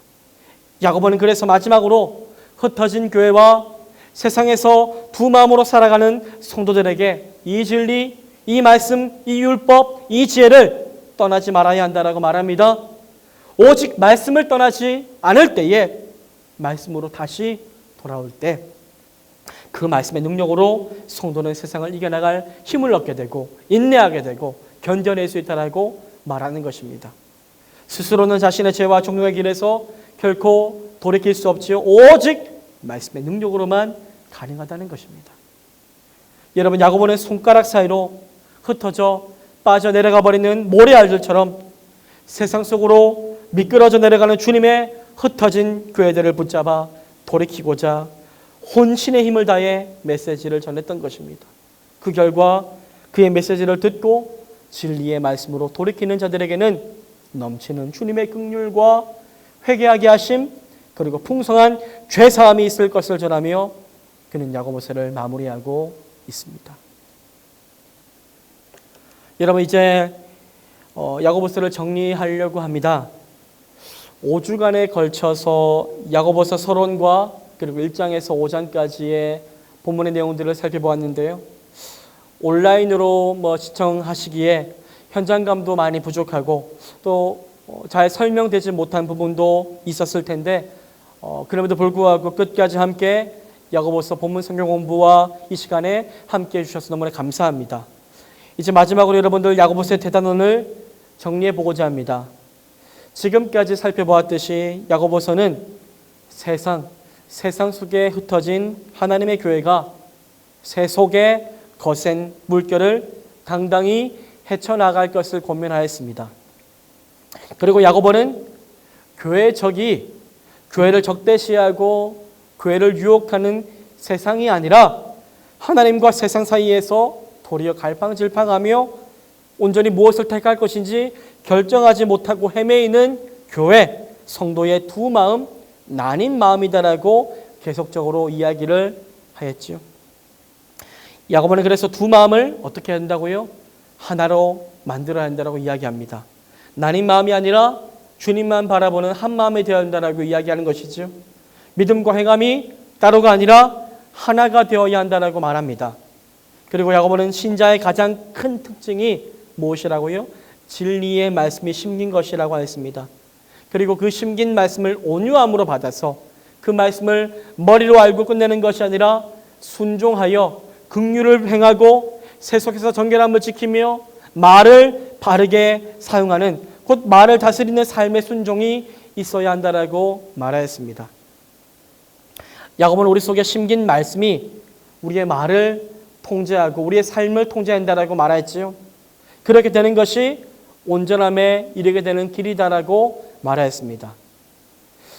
그리고 야고보는 이러한 모든 것들을 막고 있는 것은 바로 두 마음, 즉 하나님과 세상 사이에서 그 무엇 하나도 제대로 선택하지 못한 나뉜 마음이다라고 이야기합니다. 그러한 두 마음에서 나오는 헛된 자랑, 하나님에 대한 불평과 형제에 대한 비방과 온갖 오만한 지혜들을 버리라고 강력하게 권면하였지요. 여러분, 야고보의 영성은 어떤 영성입니까? 하나의 영성입니다. 하나. 그래서 야고보는 믿음, 행동 따로따로 있는 것을 보지 못합니다. 믿음이 있다면 행동이 있어야 되고 그것들이 나누어질 수 없다라고 말하고 있는 것이죠. 믿음이 있다면 당연히 행동으로 보여질 수밖에 없다는 것입니다. 고로 정말로 나쁜 행동이라면 믿음이 없다는 것을 또 이야기하는 것이죠. 그것이 긍휼로, 그것이 말로, 그것이 세속에서의 정결함으로 반드시 드러나 보여야 한다라고 그는 말하고 있죠. 즉 믿음 생활과 우리의 일상생활이 하나가 되어야 한다는 것이지요. 교회에서의 나와 가정에서의 나, 직장에서의 나가 동일해야 한다는 것입니다. 예배 드릴 때와 사업할 때, 장사할 때, 수많은 사람들을 만날 때가 다르면 안 된다는 것입니다. 구분은 있지만 결코 분리할 수 없는 것이란 말이죠. 여러분, 야고보는 그러한 경건의 삶으로 우리 모두를 초대하고 있습니다.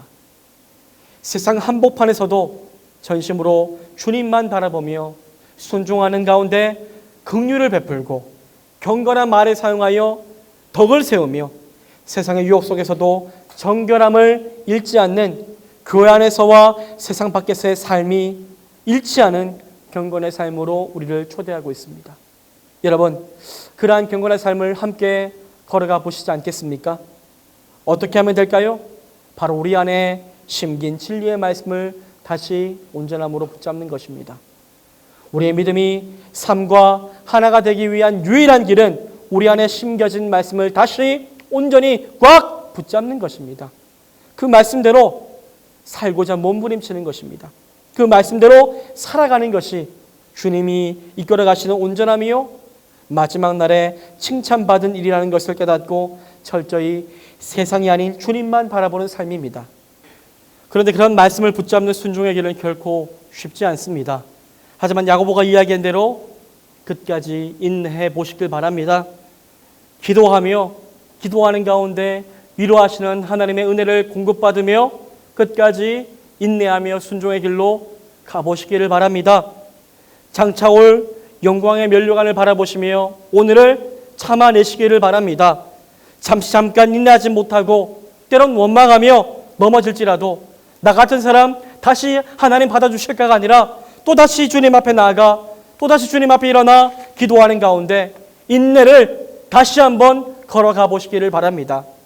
풀무 속에 들어간 금과 같이 모든 불순물들이 걸러지기까지 우리의 인내의 삶을 주님께 맡겨보시기를 바랍니다. 그 인내의 시간은, 그러한 인내의 시간은 헛된 시간이 아닙니다. 그 인내의 시간은 우리를 다듬습니다. 그 인내의 시간은 우리를 온전케 합니다. 자라게 합니다. 우리가 기도하며 인내하는 그 사이에 세상과 세상의 영광은 풀의 꽃과 같이 사라질지라도 우리의 인내, 믿음의 성도, 인내한 성도, 기도한 성도는 우리 안에 심긴 영원한 말씀과 더불어 주님 앞에 영원토록 서게 될 그 은혜를 누리게 하실 줄 믿습니다.